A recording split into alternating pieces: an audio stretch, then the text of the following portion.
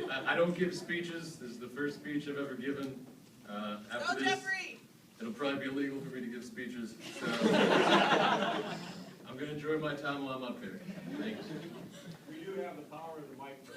All right, I got you. Friends, countrymen, curious onlookers, and everyone else. We're gathered here today to celebrate a very special era in my life and the lives of all these standing up there. The era of Learning Team 21.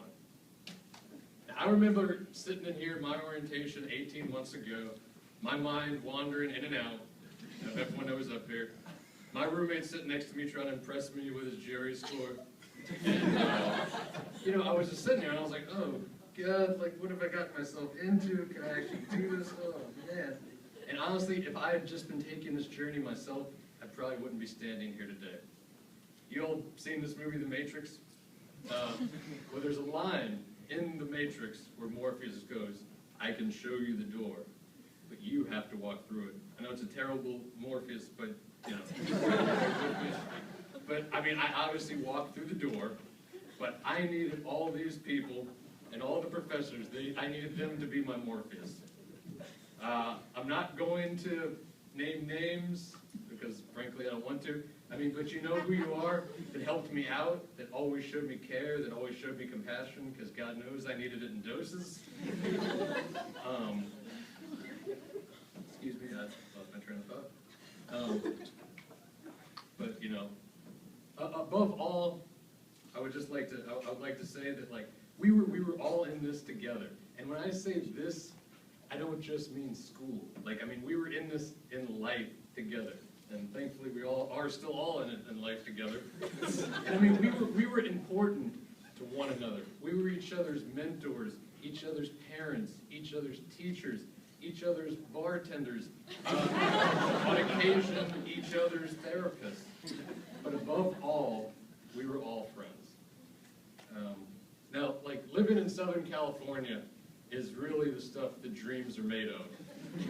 But because of the size and the spacing and all the traffic that goes into that, sometimes it's hard for friends to get together, such as us. It wasn't always the easiest thing to get together. But every so often, you guys, we heard the call of the wild. So, like, oh.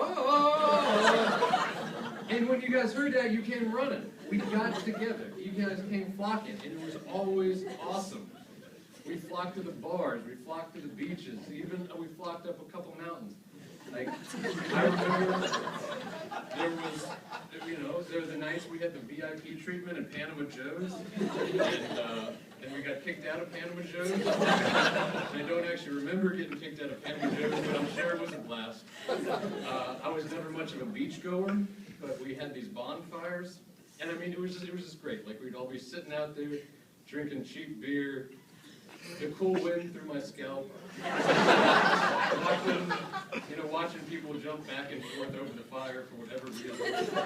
I mean, during the day, I didn't go out that much. Like, every so often, I'd go out there and try to impress the babes with my volleyball skills.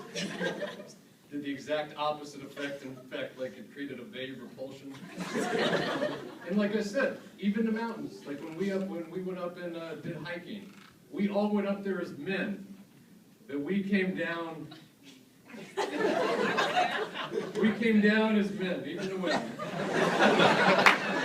Weird mountains.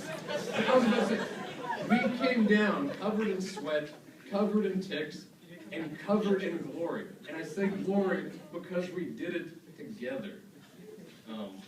I guess I should say something about the program. I remember sitting in class the first day, my fancy new clothes, very nervous, very anxious, and really having, I had no expectations. I really wasn't sure what to expect. And then on cue, Mr. Steve Buchan walks in the room 5 minutes late with a beat-up ball cap on, eating a sandwich. And I was thinking, like, all right, like my kind of program. I like sandwiches. Obviously, it was a joke on professionalism and a joke on first impression, but just that tone that it set, the ease and the friendliness. This program was not in place to be intimidating. It was in place to help as much as it possibly could. Now, I'm going to be honest, there are definitely times within this program, just like anyone else, you get doubt, like, in what you're doing. And, like, there were times I was like, you know, what am I doing here? Is this really the direction I want to go?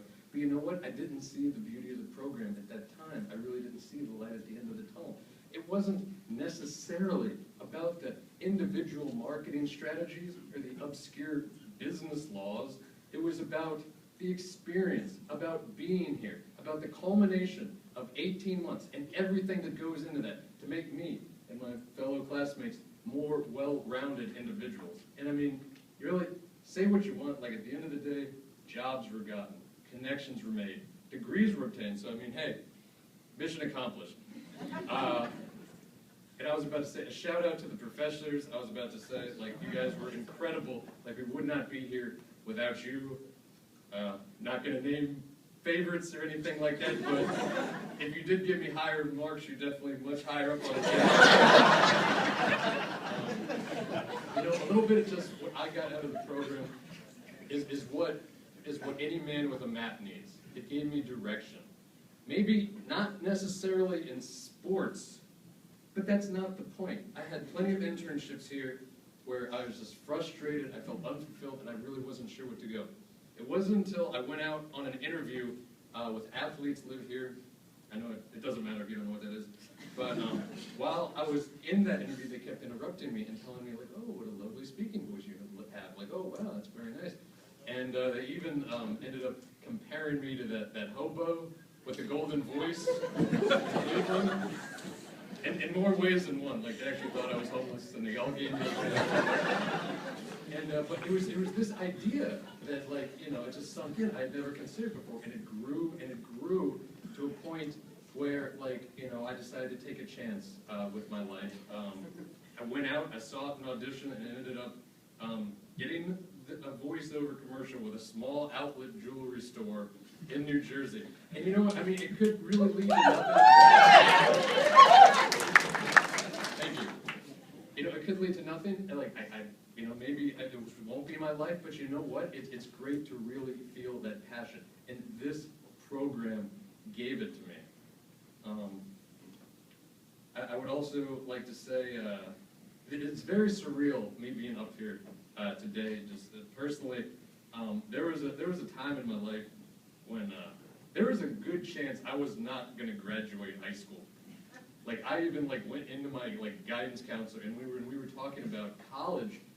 I mean, he was basically just like, college. Like, you know, there's a name for people like you, like garbage men. And and I don't even mean like sanitation professionals. I mean like people that live in filth. And to come from that to giving the commencement speech at a graduate program, to me, is just beyond special. It really, really means a lot to me. And I thank you guys for voting me up here. It really meant a lot to me. And I would just like to say thank you, really, to all of you. You're all just wonderful people, some of the best people I've ever met. I honestly consider myself a better person today, having known each and every one of you. I mean, you know, what else is there to say? I mean, the next chapter of our lives has now been turned to, and the slate is blank. It's completely blank. And like Doc Brown in Back to the Future 3 said, your future is not written. It is what you make of it. So make it a good one. You know what?